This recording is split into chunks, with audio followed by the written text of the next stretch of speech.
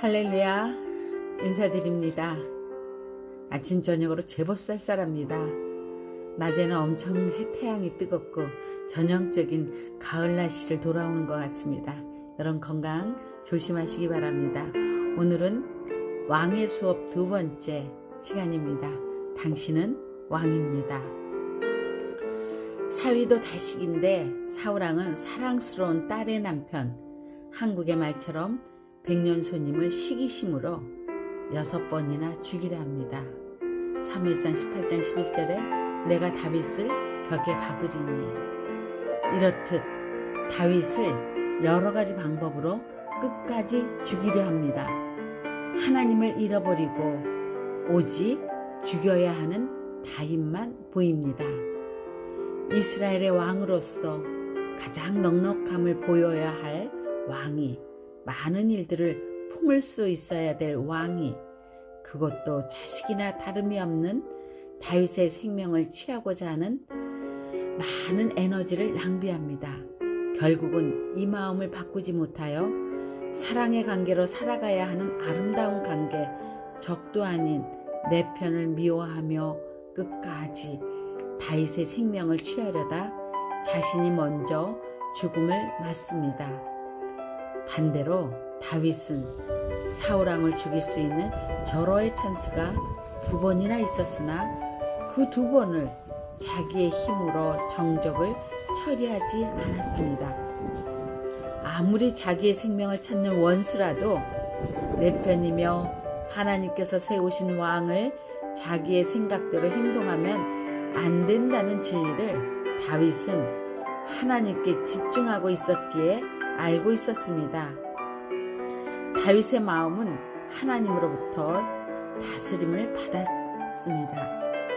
삼상 24장 6절에 내가 줄을 치는 것은 여호와의 금하시는 것이니, 자기에게 주어진 2번의 기회를 여호와 내 하나님만이 하셔야 할 영역임을 확실하게 알았기에 사울왕에게 손을 대지 않습니다.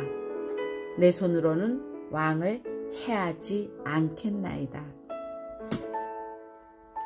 자신의 생명을 쫓는 사울왕을 주님의 손에 맡깁니다. 하나님께 집중하였기에 넉넉한 이 부드러운 마음을 하나님께서 다윗에게 주셨다고 생각되어집니다.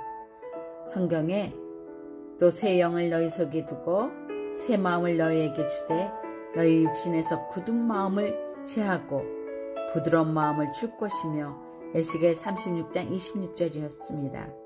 장차 이스라엘 왕으로 세우기 위한 마땅히 갖추어야 할 마음을 하나님은 다윗에게 과정을 통해서 부어주고 계십니다. 갈등하는 마음 중에 있으십니까? 하나님께 집중하세요. 능히 넘어갈 수 있는 마음 주십니다. 지금 나도 왕의 수업 중입니다.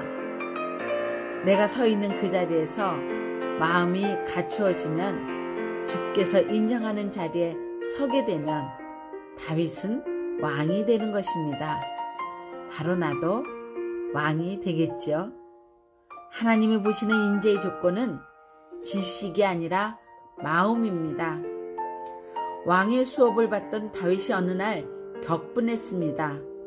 분노하니 자기 마음으로 일어나 행동합니다. 하나님께서 보내주신 400명과의 생활은 쉽지는 않았을 것입니다. 400명분의 참을 책임져야 하는 짐이 생겼습니다. 백성들을 지켜주고 그들이 주는 양식으로 생활을 이어나가던 다윗에게 마음을 강팍하게 하는 사건이 일어납니다. 나발의 이야기입니다. 나발은 완고하고 행사가 악하며 라고 사무엘상 25장 3절에 말합니다. 감사할 줄 모르는 자기 중심적인 사람이었습니다. 추수가 끝난 후에 다윗은 나발의 집에 양식을 얻기 위해 병사를 보냅니다. 그런데 나발은 그동안 다윗의 병사들이 지켜주어 빼앗기지 않고 많은 수확을 추수할 수 있었는데, 감사를 모르는 나발은 다윗은 누구며 이새의 아들은 누구뇨? 이 말을 병사들이 다윗에게가 그대로 옮겼을 때 다윗은 격분했습니다. 다윗은 성벽처럼 저희를 지켜주었다라고 성경은 말합니다. 각기 차를 차고 격분한 다윗과 400명의 용사 나발을 향해 달려갑니다. 이때 나발의 아내 지혜와 아름다움을 가진 아비가일은 급히 준비합니다. 떡, 포도주, 양, 볶은 곡식, 건포도, 무화과를 수레에 싣고 다윗을 향해 나아갑니다. 중간에서 다윗과 아비가일이 만납니다. 아비가일은 다윗의 발에 엎드려 말합니다. 주여, 청컨대 이 죄악을 나 곧 내게로 돌리시고 여종으로 주의 귀에 말하게 하시고 이 여종의 말을 들으소서. 내 남편 나발은 불량하고 미련한 자다. 용서를 간청하고 준비한 선물을 바치고 남편 나발을 하나님의 손에 맡기시라고 말합니다. 또 아비가일은 내 주를 이스라엘의 지도자로 세우신 때에 내 주께서 무죄한 피를 흘리셨다든지 내 주께서 친히 보수하셨다든지 함을 인하여 슬퍼하실 것도 없고 내 주의 마음에 걸리는 것도 없으시리니 다만 여호와께서 내 주를 후대하신 때에 원컨대 내 주의 여종을 생각하옵소서. 아비가일은 지혜로운 말을 하였습니다.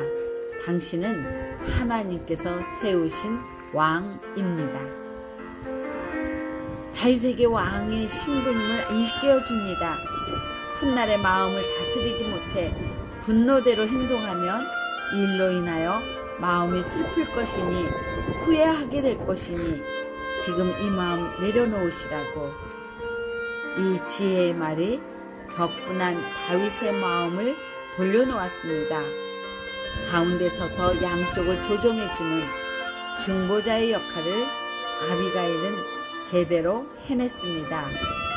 우린 가끔 내 성품대로 일을 처리할 때가 종종 있습니다.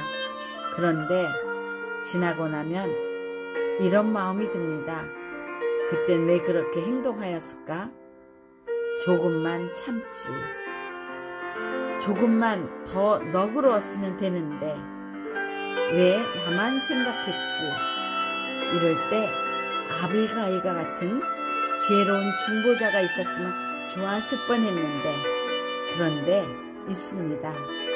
바보 같은 나에게 당신은 왕이라고 일깨워 주시는 분 계십니다. 나의 중보자, 나의 예수님이십니다. 하나님께 집중하세요. 우린 하찮은 존재가 아닙니다. 나를 부르시고 세우시고 왕으로 나타내시기 위하여 여전히 나에게 가르치시고 보이시고 말씀하시는 나의 예수님. 오늘도 여전히 내 영을 깨웁니다.